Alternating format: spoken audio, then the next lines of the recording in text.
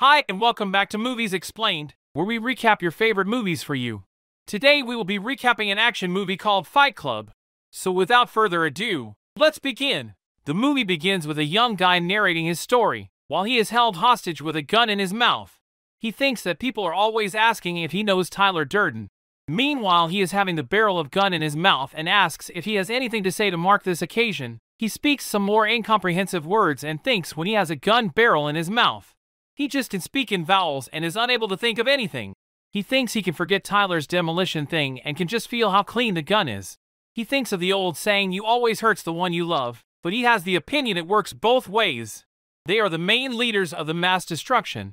The demolition committee of Project Mayhem wraps the foundation columns of dozen buildings with blasting challenge. He recalls his past when he is unable to sleep for 6 months because of the insomnia. For insomnia, he visits a doctor and asks him if he can die of insomnia, to which doctor replies he can't probably die of insomnia. He then asks if he can die of narcolepsy. The doctor asks him to just take it easy, but he is adamant to get something to sleep using sleeping pills. The doctor refuses and tells him to get some more exercise. He debates by saying he is in pain and needs something to relax. The doctor says if he really wants to see what pain really is, he should probably see the support group with testicular cancer. Later, as he goes to the testicular cancer support group, he listens to other stories about their lives that they share. He thinks about the time when Bob, who has removed his testicles and was having hormone therapy, has big tits because of the high levels of testosterone and estrogen in his body, will hug him and share his feeling. Bob asks him to let his emotions out and cry. He actually cries and feels really relieved and free. That night he sleeps like a baby. Soon he becomes addicted to that sort of support clubs. He also joins a tuberculosis support group. He will cry with them and will feel free and clear. One day, as he is hugging Bob, he sees a lady coming to the support group with cigarette between her lips. Her name is Marla, who doesn't have testicular cancer or any other disease at all. He feels that her lie lines with his lie, and suddenly he starts to feel nothing. He is no more able to cry, and thus his insomnia comes back. That night, after the support group session, he looks for Marla.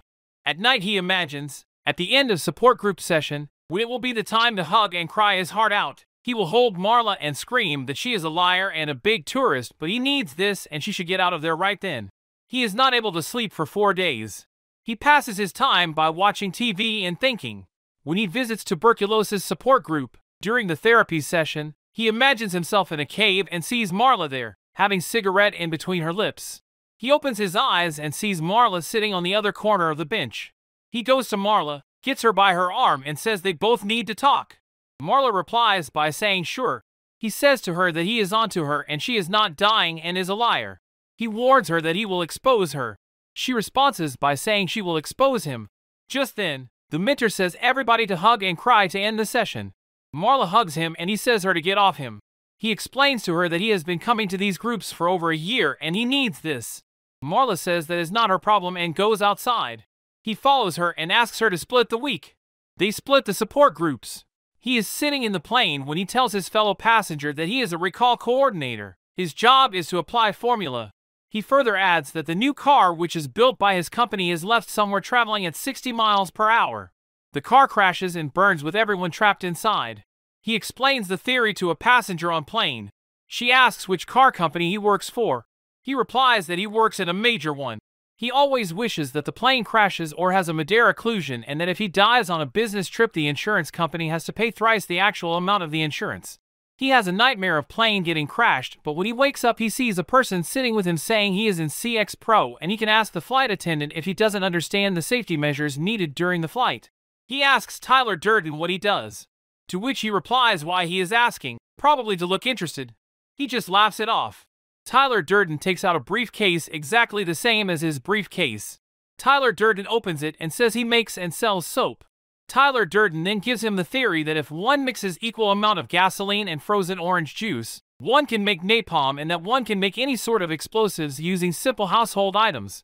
He says to Tyler Durden that he is the most interesting single-serving friend he ever has an interaction with. At the end of the flight, he is taken aside as his suitcase is vibrating and is not given back to him. He thinks he has much needed stuff in that suitcase, which includes his shirt and perfumes, etc. He is going back to his place in a taxi when he sees fire coming out of his apartment. A police officer tells him that he cannot go upstairs to his apartment as there is nothing left. He feels dejected, and when the policeman asks if he has somebody to call, he feels embarrassed as he has no one. He looks at his things on the road and finds a phone number of Marla Singer. The police tells him that gas has been leaking, due which the fire breaks out. He goes to nearby phone booth and calls Marla Singer. She picks up the call, but he hangs up the phone without saying a single word. He then takes out a card which Tyler Durden gave him and he calls him, but he does not pick up the phone. Right before he is about to leave, the phone bell rings and he picks up the phone. He says that he is the clever guy who has the same briefcase as his and they have met on the plane.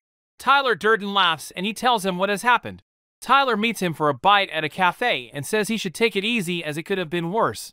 He says he should probably find a hotel and Tyler takes him to his place. He gets to know that Tyler Durden does a part-time job as a projectionist. Tyler also works sometimes in the banquet with luxurious Pressman Hotel. They both have some beers on their way back to the Tyler's place. The house is in a delicate shape. It can be turned into pieces in seconds. The front door has no lock. Tyler shows him his room. One night they are just hitting each other friendly and cops come, but they just laughs it off. They will do this on road off and on, and many people join them. He keeps living at Tyler's place. He thinks that he should have been looking for a new condo, but he is not. Their fight club becomes famous, so they give it a name. Every Saturday, there are fights with rules which he and Tyler will decide. The main rule is not to talk about the fight club and to pretend not to know each other except during the hours of the fight club. They love to fight and everything comes to its place. One day Marla Singer calls him and asks where he has been for the past few weeks and that he hasn't been to any support groups. He tells him that he has found another one and it is for men only. He wakes up in the morning and sees Tyler's door closed. He is surprised that he has been living there for 2 months and hasn't seen his door closed. He is eating his breakfast when he sees Marla Singer there and says last night have been full of surprises. He asks Marla Singer what she is doing in his house, but she just jerks him off and leaves. Tyler comes to the kitchen and says that he has some weird friends pointing towards Marla, but he thinks that Marla has invaded his support group. Now she is invading his home. He and Tyler have a talk about Marla. Tyler asks him not share anything about him with Marla, in other case they are done. He promises not to share anything with Marla or anybody. One day, a cop calls him and says is he aware of the fact that somebody has sprayed some Freon on his front door which causes the fire. The cop further explains him the content of the dynamite whose residues are left in the house and it is homemade. This makes him startled and cop asks to come for a talk. He asks Tyler what are they doing tonight and Tyler replies that they are making soap tonight. They go to liposuction cleaning secretly and get some fat from the dumpster. They make soap and sell that to the rich woman. Marla once calls him for an emergency. He goes there to help her and meets Bob downstairs. He takes him to the fight club. Bob thanks him and goes. 2 men in suit come to fight club and ask Tyler how much money he gets for this.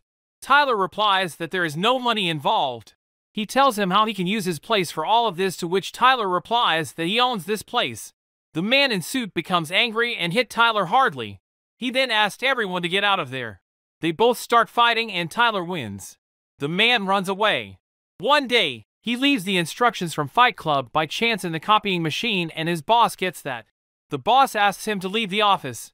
He then blackmails his boss that he knows how they are installing front seat mounting brackets that never pass collision test, brakes that fail after 1,000 miles, and fuel injectors that explode and burn people alive.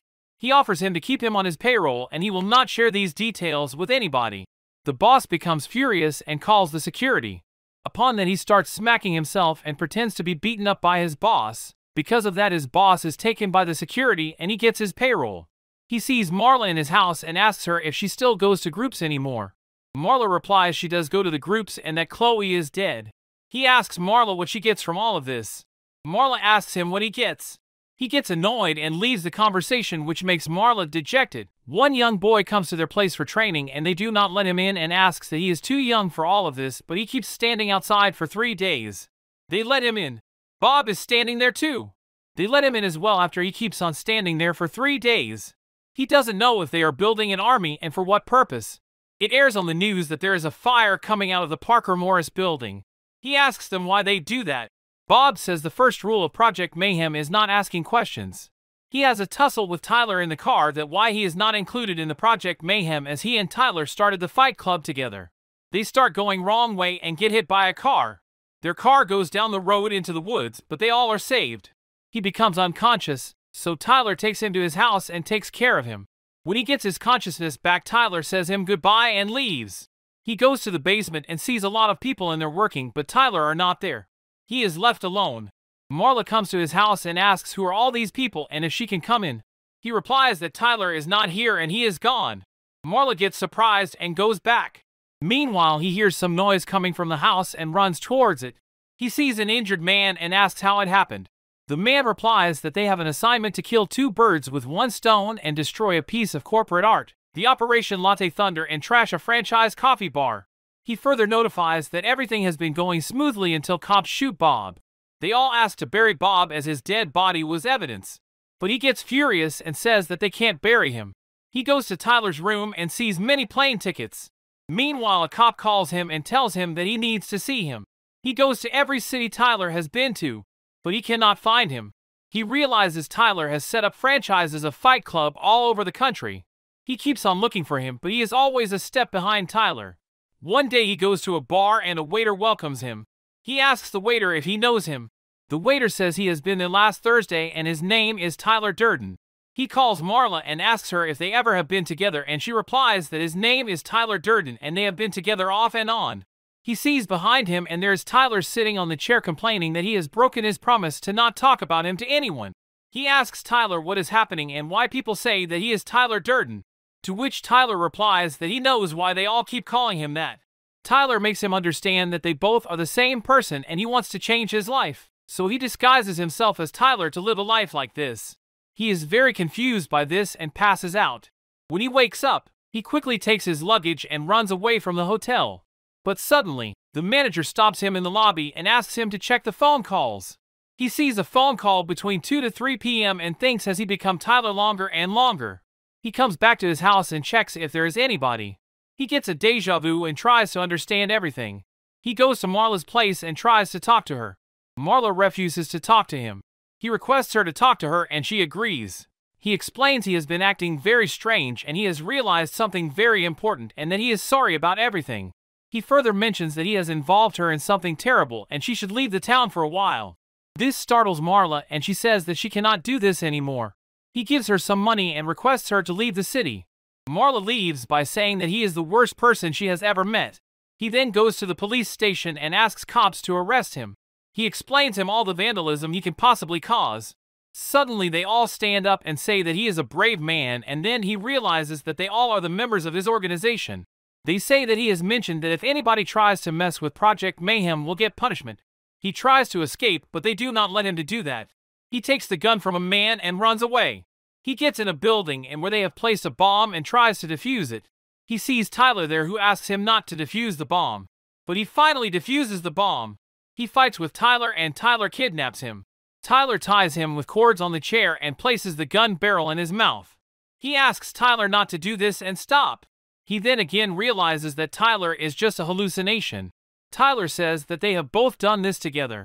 Tyler demands him to take the responsibility, to which he replies that he is taking the responsibility. But Tyler denies, so he shoots himself to get rid of Tyler.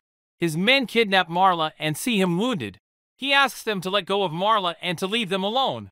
Marla screams at him, but when she sees his wound she gets worried about him and asks him if he is fine. He says that he is fine and everything is going to be fine as well. Meanwhile, all the buildings in front of them collapse with bombs. He says to Marla that she has met him at a very strange time of his life, and the movie ends here. Thanks for watching, and if you liked it then please consider liking the video and subscribing to our channel.